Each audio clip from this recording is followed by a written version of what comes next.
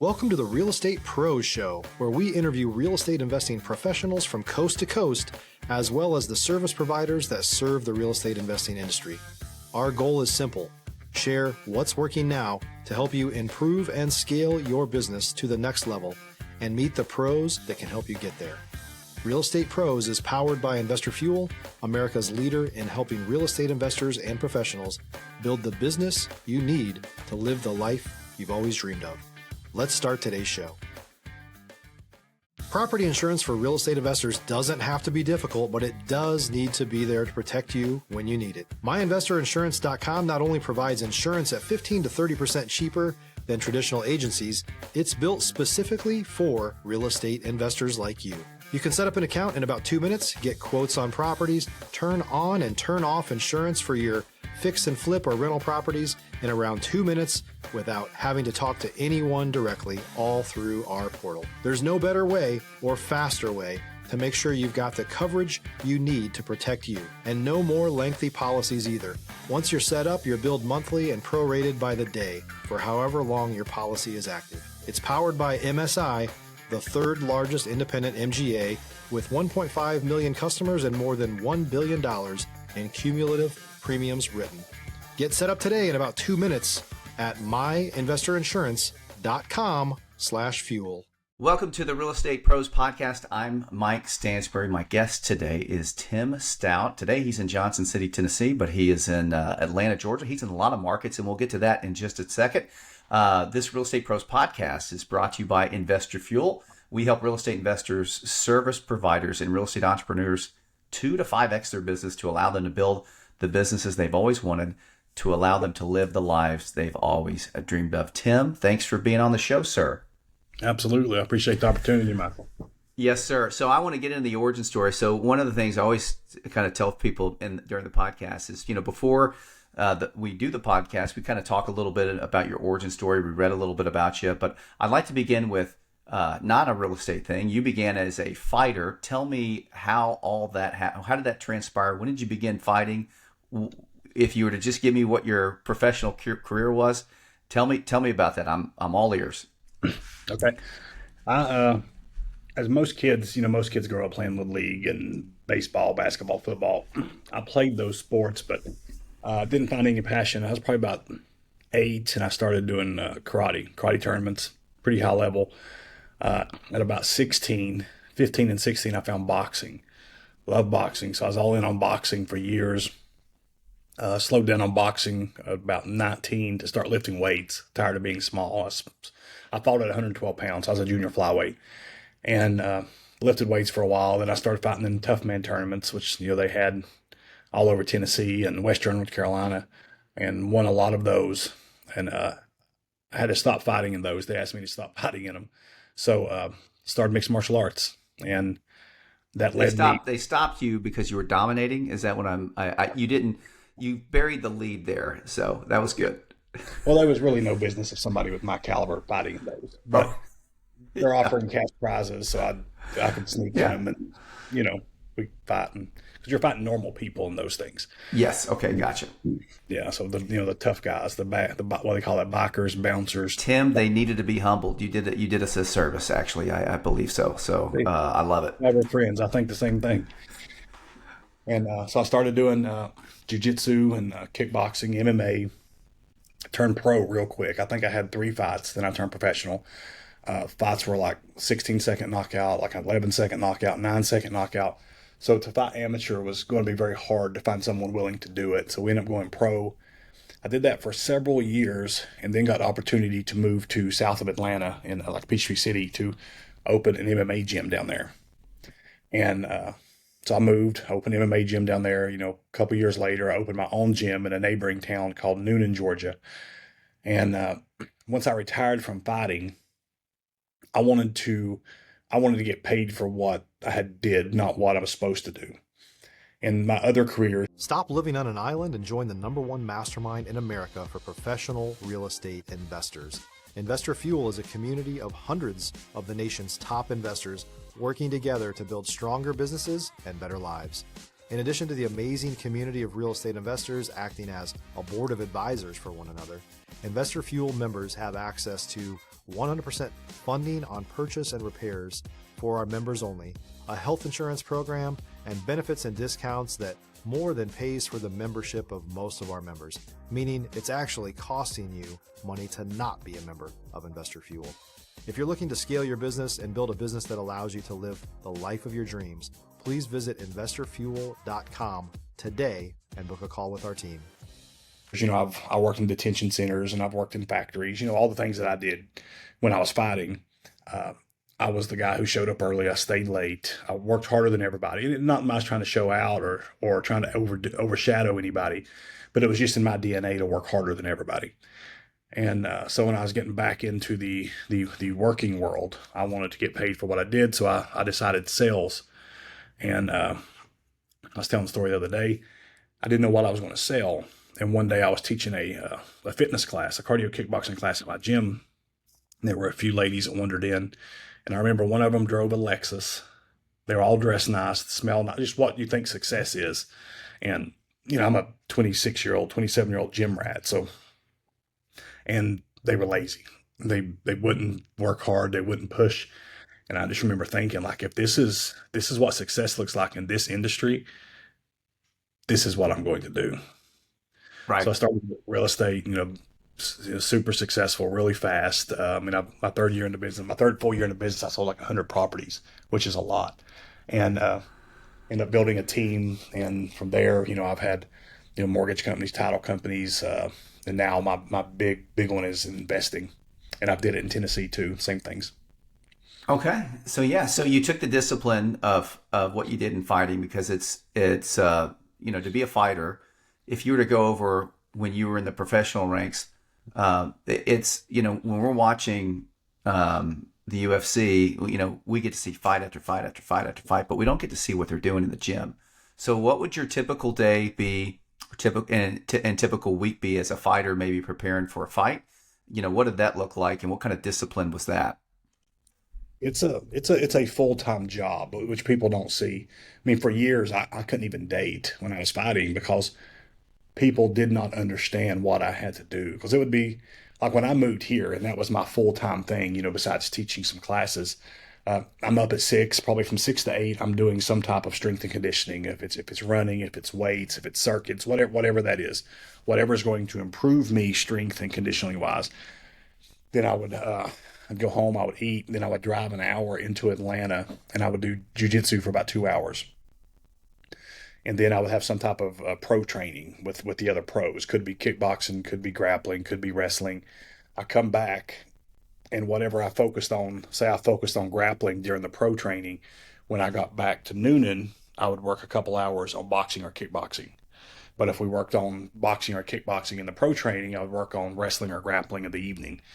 And so it's a 7 to 8 hour days, and it's difficult because you have to rest, you have to nap, you have to eat. But like me now, I weigh 209 pounds, and I probably weighed 200 pounds when I was fighting, but I fought at 170. So I had to do all the training, but still be at a caloric deficit. And it's a lot, like mentally, physically, emotionally, it's a whole lot. Yeah, I can't imagine. I feel pretty good if I do an hour and a half workout every 3 or 4 days. I feel pretty good. And now you're making me feel pretty terrible about myself. But that's just I'm just comparing myself. Don't feel bad about me, Tim. I only work out 2 hours a day now, so we're good. That's great. But the nugget for the folks that are watching is you saw something in you saw something in these real estate agents that they were successful, yet you could see how with their effort that they put out in the gym and go, wait a minute, all this is at some point gaining a knowledge, but then putting the same effort. If I put the same effort in that, I probably could get a better result. I probably could get just as much earn as much income as they have to buy the cars, to do the things, to live their life. If you're looking for consistent, high-quality leads, look no further than Investor Machine. Investor Machine isn't just another agency. It's the most sophisticated, data-driven lead generation company on the planet for real estate investors, and serves the role of being not just a lead generator for your business, but a marketing partner that is helping you achieve your goals along the way. Go to investormachine.com to learn more and schedule a call with our team today.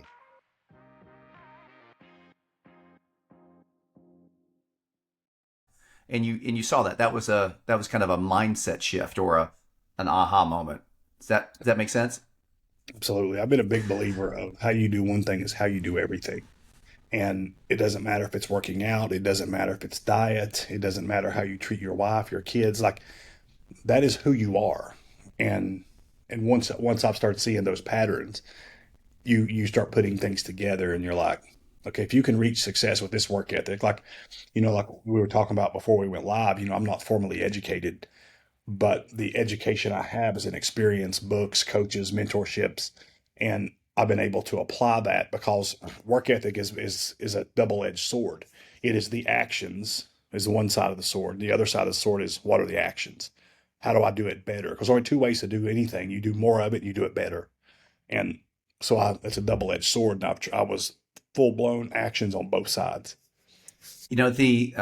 The education system, we could probably have a whole nother podcast about that. But you did mention in the early podcast that you basically just finished 10th grade. Is that correct? And then quit high school from there. Yeah. And so, one of my friends who's uber successful here, probably one of the best real estate investors I know, didn't graduate, quit at 8th grade. Was basically he grew up in a Mennonite family and worked with his dad basically a slaughterhouse, and his dad never paid any of his kids, so they had lots of kids. But he worked, and he was expected to work, and he worked, and he had a great work ethic. His dad instilled in that, and so when he got out of there, he did exactly what you did. He applied it to something. He applied him being the variable to something else, and just put in the work. Got in a little bit of education on how to do things, and then just took it from there and went off like a rocket. So let's go talk about the transition from fighting to real estate. You got your you got your real estate license, and you're doing real estate transactions. From there, what did you transition to the other businesses, either the title or the investing, or talk about that journey a little bit. Well, the hardest part of any industry is getting the client. So if I can get, in Georgia, we probably sell 200 to 300 houses a year. Up here, we probably sell 100 to 200 houses a year. So which is a lot. Yeah. So the hardest part of any business is getting the customer. And if I can get a customer who knows, and trusts me, it would make more sense to create vertically integrated businesses that I could touch each client more. So I'm like, well, what are these professional services they need? They need mortgage. Okay, it's mortgage. So I am buying a mortgage franchise, and I don't do the franchise now, but I do have a partnership with the mortgage company. We do the mortgages. I have a partnership with a title company. So, and in Georgia is an attorney state. So, but we've partnered on the insurance side of it. So we get everything that we get to touch, and it's just a much better. We get to control the whole thing. We don't send it to a title company and then wonder what's happening. Like, we know what's happening because we built the systems, we built the operations, we understand what's happening. So we can guide our clients a little better that way. And we know when I'm sending you to my lender, you're going to be pre-approved if you go through these actions, because he's doing the full gambit. He's not pulling small credits. Like, he's really going through the work. So it allows us to control more of a positive outcome. Okay, so the mortgage lending, and now you're also doing some single family investing or investing in real estate. Tell me, Tim, how does that shake out for you? How do you what's your philosophy on investing? Okay, well, it's adjusted. I've did it for the last, I'd say 7-8 years. I've been buying. I think I own 42 doors, 2 office buildings, 16 unit apartment complex, and so I started out buying single family homes just like every other investor does, probably off the MLS. But when I was doing that, if you're a new or newer real estate investor looking to launch or grow your real estate investing business, please check out Investor Fuel Club. It's a coaching community, but unlike anything you've ever seen before. And you can actually partner with members of our mastermind from coast to coast on deals right in your market. There's no better opportunity to build a consistent business than to literally partner with pros to help you avoid costly mistakes, avoid the need for capital to do deals, and help you eliminate your fears as you're starting your business. Learn more about Investor Fuel Club at investorfuel.com/club. Appreciation was happening. It always worked out just like it was supposed to. And then through studying, I'd learned about the Burr principle, and that year I first learned about that. I think I ended up doing 12 of them. But at that time, it was pre-COVID. I was able to buy these properties, and when I refinance them, I'm getting all the money paid back plus 40, 50, 60 grand, which is something you can't do now. Right. But I was able to do that at a pretty high level. I remember I ended up refinancing eight of my properties, and I pulled out about probably close to $500,000, and I ended up buying the apartment complex or putting a down payment on the apartment complex. Last year, I started the off-market journey, and I've had all the education, I'm doing all the searches, and I'm blessed to have some capital we'll put behind that business. So, because that business, you're either going to hump it or you can leverage it. And I've already built a business from scratch, so I definitely chose to leverage it. So we're leveraging it. I've got 2 acquisitions specialists. I've got a back end office, and I do the dispositions. And we're doing right now. We're less than a year in. We're doing 4 to 5 a month off market wholesales. We flipped a few last year. With the current market, I'm not a fan of flipping. I don't like tying my money up that far. So I've not been flipping as much, and I flipped probably 2 dozen last year. But so I'm wholesaling more, and the old drug dealer, this philosophy, you don't get high off your own supply. So what I'm doing now, instead of buying my off-market properties for my rentals, we're going on market, and we're basically, I've got my team trained. We're reaching out to these agents that these properties have been on the market for 100, 120 days. And we're like, hey, we have cash offers. It may not fix your client's problem, but if it does, we're here. And we're doing, like last week, I got one under contract. It was a $208,000 property. It'll rent for $1,700, and we got it for $130,000. And it needs paint and a hot water heater. Folks, so this is a good nugget, because I've talked to a lot of people, Tim, that say, yeah, the MLS is dead. Well, it's not. You got to go make the offers on it. And you just did a wonderful thing and showed people literally how it's done, because agents, that you can market to agents just like you did, and you articulated it well. When their seller gets frustrated at 100 and 120 days on the market, or even, you may be even close to 60, you just don't know what kind of tension that is. I just, the motivation, you don't know. And then you just got to make the offer. You got to let them know. And, that's a strategy that we use here. We have a really good relationship with agents, and, I'll get the occasional email. Hey, have you looked at this property at 123 Main Street? I got it listed. It may be worth you just throwing an offer at us. And it's only because they know who we are. They may have got an email similar to what you sent out. But you gotta, I love that strategy, because people today, for some reason, think that the MLS is not a good place to go fishing for deals. Obviously, Tim, you've proven that wrong. It's great. We did it like 3 times in the last, 4 or 5 months. Like you said, you just have to put offers. You have to be consistent with your offers. And you can't be, because most agents have been beat over the head with these investors that don't know what they're doing.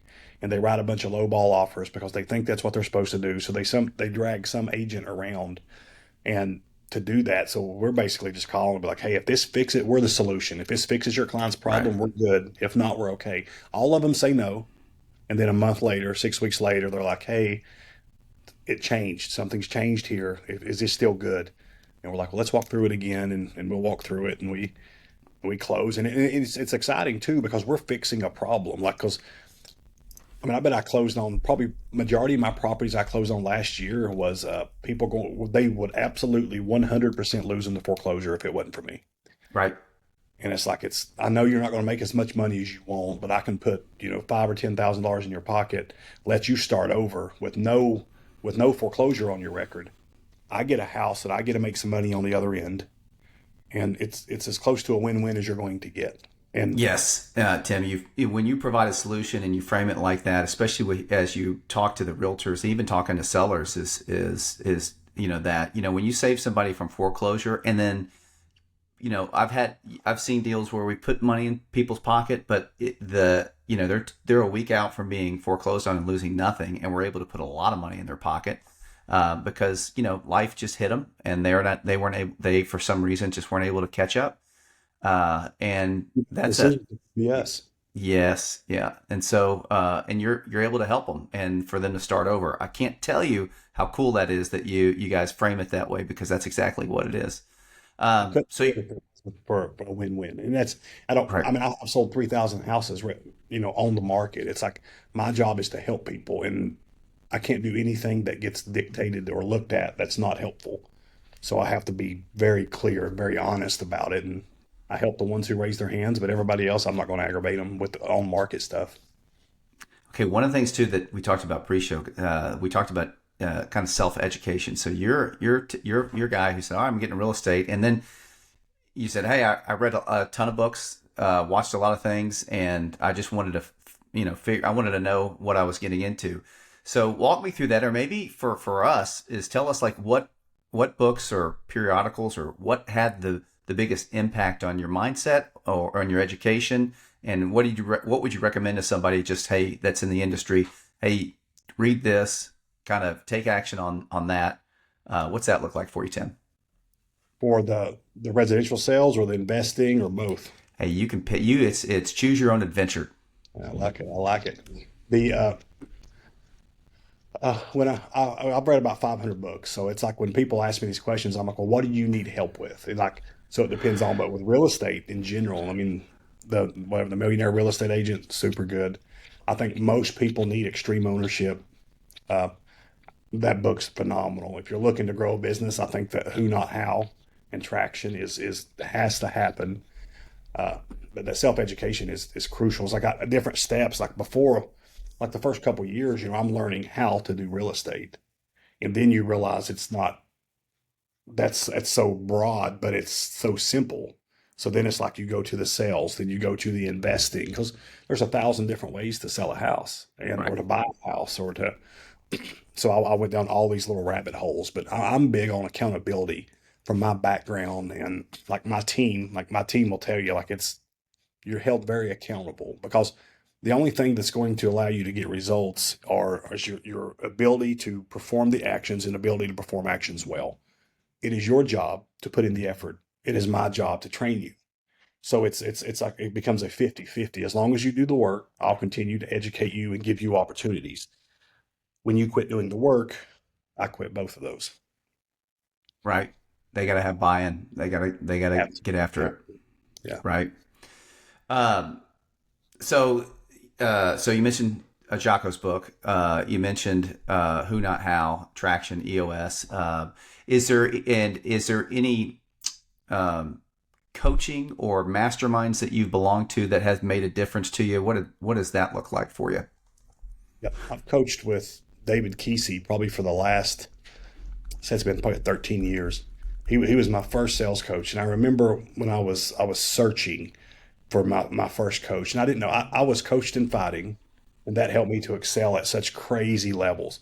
Because I mean, my two biggest attributes, I hit really hard and I was very tough. That is a recipe to get your ass kicked every day because you don't give up. And then in my mind, I'm like, I just got to hit you once. Let me hit you once. I know I can do it. So it allows you to continue to get killed because people are just going to beat you to death. So coaching is what saved my life and allowed me to have a really good career. But I remember calling around with these coaches, and I still remember the sales pitch where he closed me. And because I've talked to a few of them, the free coaching calls, he Strategy calls. sessions. Yeah, Yes. Yeah. absolutely. Yeah, that's what he was doing. Yeah. And so I was talking to him. I'm like, hey, I was like, he's coaching me. Tell me to do open houses. And I'm like, well, open houses really don't work in my area. And I'm telling him why all the reasons why what he's telling me won't work. And so he's like, okay, blah blah blah. Then he talked me into it, and he's like, okay. He said, we got two things we do. He goes, one, it's $500 a month, and you get a call every other week, or it's $1,000 and you get a call every week. I'm like, okay. He's like, well, what's your goal? And I was like, I want to make $100,000. That's what I want to do. And he goes, okay. He goes, well, you ready to sign up? I said, let's sign up. He said, which one do you want to start with? I said, let's do the $500 one. And that way, if it works, we'll do more. He goes, okay, I'm gonna sign you up for the $50,000 a year commitment. And I'm like, I said 50,000. I said 100. And he said, if you're not going to commit to me, why would I commit to you? And I'm like, okay. So at that point, I'm like, he closed me like that. That's the first time I ever felt real sales skills. So I've been with him. I mean, he trains my teams, he trains me, and right now I do that, and I'm with the boardroom mastermind for the Gotcha. investing. Yep. So I do that, and Brandon Brittingham, he coaches me in real estate too. Awesome. And so it was there a, you got that coaching, you got that nugget, and you understood what was happening to you in that moment where he closed you. But has there been relationships or anything else in the boardroom, the masterminds that have like helped you in your business? Maybe put you on a path that you wouldn't have been on without some of those people in the room. Yeah, before the coaching with Brandon and the boardroom, and he's the one that pushed me to the boardroom too. But before the coaching with him, I was buying mainly on market, by wholesaler every now and then, but mainly on market. I flip one a year. I would try to buy 4 or 5 a year to hold, and he's the one. And you always hear of the off market, but that off market is a hustle. It is a absolute hustle, and I understand why people work with wholesalers, because finding the deal is the hardest part of the whole deal. Especially right now, there's money everywhere. You just need to Right. find the deal. And so he turned me on that. And I remember him telling me early in our program that I was like, I want to flip and I want to do this. I said, when I flip it, I said, I can make $20,000 wholesaling, or I can make $80,000 flipping it. And he goes, Tim, really focus on wholesaling, really focus on the machine. And I'm like, okay, okay. So anyway, so I buy 3 or 4 of them, $300,000 or $400,000 houses, and then they sit on the market for 6 months. And I remember he coming back and he goes, Tim, the goal is not to make 80,000. The goal it is not to make $80,000 on a flip. The goal is to make $20,000 in 2 weeks. He goes, Right. the velocity of money is the most important thing you'll ever learn in business. And this dude is like, I'm talking like he is next level. Right. And then it's all of a sudden, then I have a couple 6-figure months just with the wholesaling. And I'm like, that was way easier. Mm-hmm. Yeah. So now The it's like, well, let's go all in. Yeah. I remember 2014, 2015. I was just a fix and flipper here in my market, and I wasn't online a lot. Didn't know wholesaling was a thing, and I got a really not a good deal, a great deal on a house in a good area of town, and I was cleaning it out. And I decided, I'm just going to put a for sale sign, a for sale by owner sign on it, just to see if anybody is interested, and no joke, just drive it. That day, I'm putting the sign in the yard while I'm cleaning it out myself. And a buddy of mine, his name is David McLemore, and he's also a real estate investor. I knew him. He goes, Stansbury, you bought this house? I go, yeah. He goes, I just bought one down the street. I'm flipping. I was like, all right, cool. He's like, how much you want for it? And I just threw out a number that would give him enough room to do the deal, and he took it. And so I made $40,000 in just a conversation, Didn't touch it. and didn't touch it. But here's the thing, Tim. You would think that I would have been like, oh man, let me rinse and repeat that. No, I thought I just got lucky. I thought, man, this will never happen again. It got lucky. It was a year and a half later where I was describing this to somebody. This is because at this point I was like, man, I'm in real estate. I know what I'm doing. Hey, yeah, that's wholesaling. You never wholesale a property before? You're like, well, I guess I did there. I said, like, yep. A lot of people are doing that, just as a full-time gig. And that's when I got into it and understood it. And it just opened my mind. So I love that story that you said, okay, I had a couple 6-figure months and I understood exactly what he was talking about. Sometimes we just go I'll ahead. tell you of them, like you were talking about the hotel. Yeah. I'll do the cheaper ones. Like sometimes I'll trip across one for 20 grand. I'm closing in on one for like 2 grand. Like houses that are like horrible rough shape. Like I'm talking like you can't live there. It's going to take 40, 50 grand. No, I've been taking those down and I'll just put them on the open market. And instead of the one I've got, I had 6,000 in one. And if I'd wholesaled it, I would have tried to made, $20,000 to $25,000, and it sold on market for 49,000. And it's like, because now I'm working with all the investors. not just cash investors. So Right. you had to be cash to have that deal because it was horrible. Right. But for those little cheap ones, I'll take them down, just throw them back on the market and make, 30, 40, 50,000 pretty easy on those. The MLS is a beautiful system. It helps us out. That wholesale is where it's at sometimes. And then the fact is now, Tim, that what you've done is really cool. You started out in residential real estate. You're still doing that. You have different verticals, and now you're in the real estate investing game. And it seems like you got it all cornered. Now, if we wanted to reach out and see Tim, where are you online? Where does that look like? Facebook's probably the easiest place to find me. I've got a really big following on Facebook. I do like self-defense shorts, and they go viral. Like I'll do it, and I'll get millions of views, and so Facebook I've got like 400 and some thousand. Then on Instagram, so you're still using the fighting. I own a gym and still teach. I still teach. Okay, awesome. I train all the police in my area, and today I'm teaching a self-defense class here. Or I'm a couple buddies. I'll train all the police, and I do some advanced like kickboxing and grappling classes, all 6 a.m. So it's one part of my workout. But yeah, we'll still do those. But it's awesome. But it gets, especially now what I'm doing, because you can buy. You don't have to be somewhere to buy property now. Right. So we're selling some of them with that. So people come in to see me from they're in Indiana or California, and they're like, "Hey, I may be interested in that." And I'm like, Let's get it worked out. I've got property management too, so I'm a one-stop shop. Yes, sir. You got everything handled there. Well, so she can do the rehab. So we're literally a one-stop shop. Yeah. Well, Tim, that's awesome. Well, folks, if you want to reach out to Tim Stout, look him up on Facebook. I've just looked at a couple of his links, and yeah, he's got some really cool videos on there. Tim Stout, thank you for being on the show. Thank you for being on the Real Estate Pros podcast. Remember, folks, to like and subscribe. Thanks for joining us, and we'll talk to you later. All right. Thanks for joining us for today's Real Estate Pros show.